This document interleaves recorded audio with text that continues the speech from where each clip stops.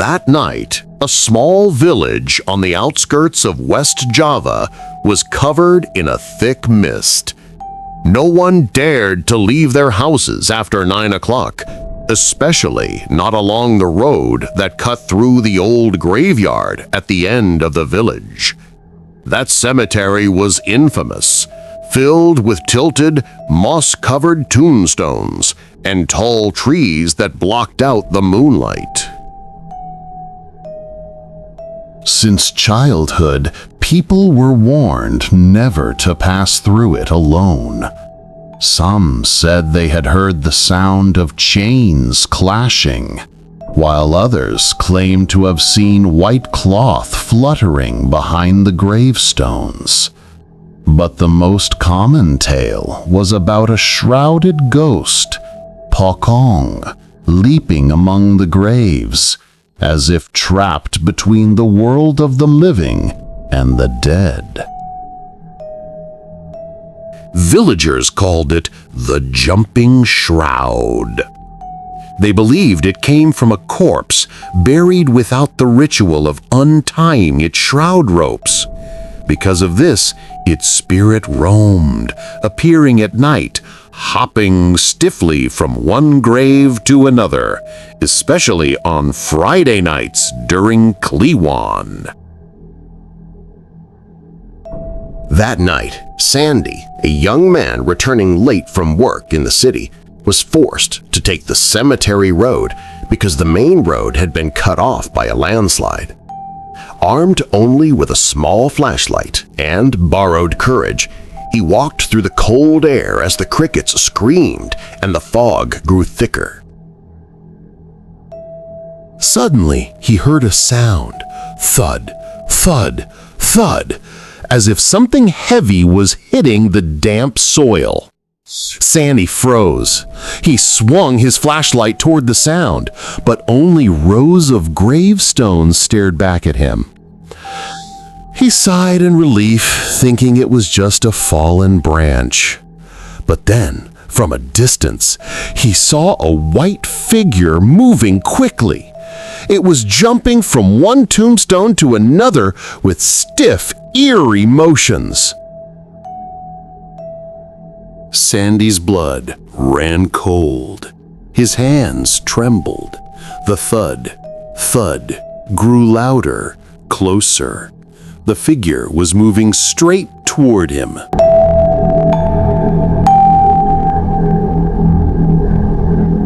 The next day, news that Sandy had seen the jumping shroud spread quickly. Several villagers came to his house, asking for the story. Pale-faced, he described what he had seen. A white, shrouded body, its cloth ragged and its face bound, hopping with heavy thuds each time it hit the ground. The neighborhood head, pak.jadi, nodded slowly.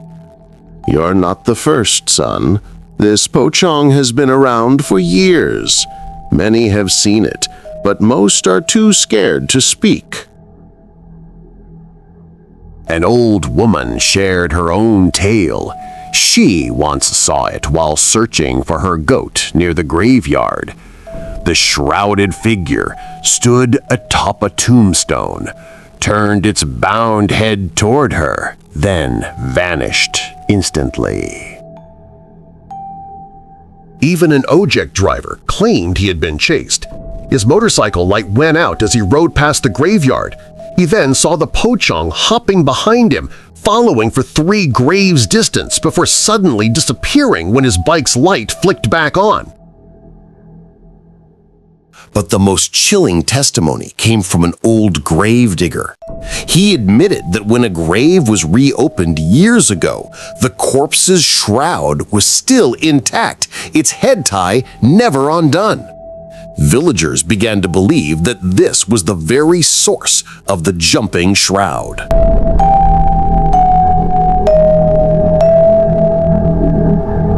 Despite his fear, Sandy's curiosity grew. He wanted proof that it wasn't just his imagination.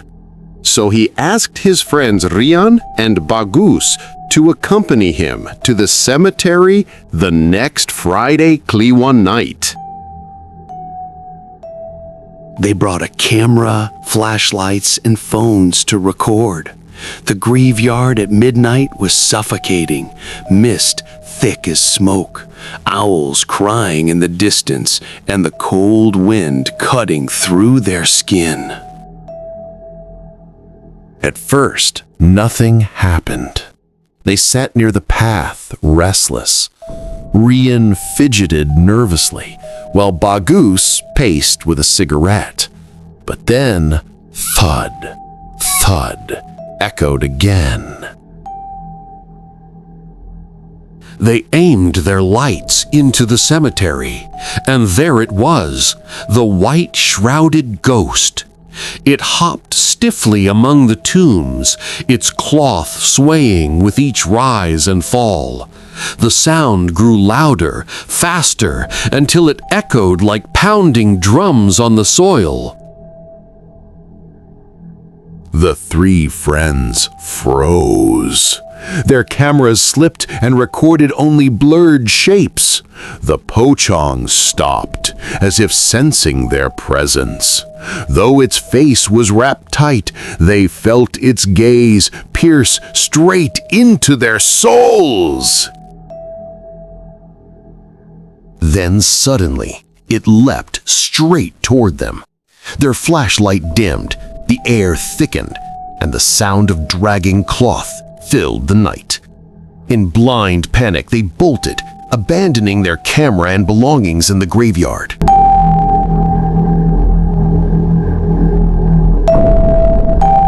The village sank deeper into fear. Parents forbade children from playing outside at night. Eventually, the village leaders called upon Kiai Mustafa, a respected cleric, to investigate. One afternoon, with several villagers, Kiai Mustafa entered the graveyard. After prayers, he pointed to an old, crooked grave in the far corner. The Nissan headstone leaned as if ready to collapse. "This is the source," he declared. "The soul here wanders because its shroud was never untied." Some villagers confirmed it was the grave of a man who had died decades earlier, buried hastily without family. No one had ensured the burial rituals were complete. Kiai Mustafa led prayers and Quranic recitations. As the verses filled the air, the atmosphere turned heavy.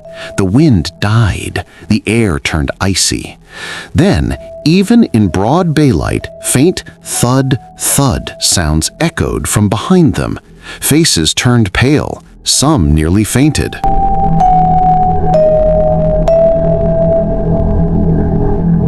To end the haunting, Kiai Mustafa organized a ritual the following night. With Santri students, villagers, candles, and torches, they gathered at the cemetery and recited holy verses. For a while, all was calm, but close to midnight, the dreaded thud, thud rang again. Out of the mist, the jumping shroud returned, hopping wildly between the gravestones. Panic erupted, some screamed, but Kiai Mustafa remained seated, reciting loudly, his voice unwavering. The ghost drew nearer, faster, until it stopped at the old crooked grave. Its body trembled, bound head twitching. The ropes around its shroud were visible, tight, unbroken. Kiai Mustafa advanced, chanting fiercely. The wind roared, leaves whipped through the air, and the ghost released a long, piercing wail that shook the cemetery. Then, in a sudden collapse, the shrouded body crumpled and dissolved into black smoke. From that night forward, the thud, thud was never heard again. People dared to pass the cemetery once more, though fear lingered. The tale of the jumping shroud among the tombstones became legend, a dark memory etched into the village.